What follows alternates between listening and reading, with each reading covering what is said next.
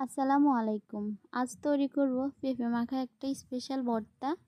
এই গরমের দিনে যেহেতু আম পাওয়া যায় না, এই জন্য আমি কাঁচা পেঁপে এবং কাঁচা তেঁতুল দিয়ে এই ভর্তাটি আমি তৈরি করে নেব।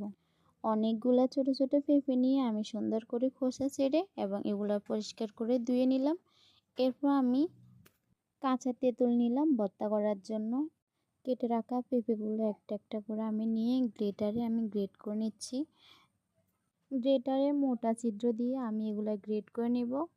তবে এই ভর্তাটা যদি আপনারা পাকা তেঁতুল দিয়ে করেন তাহলে অনেক ভালো হয়।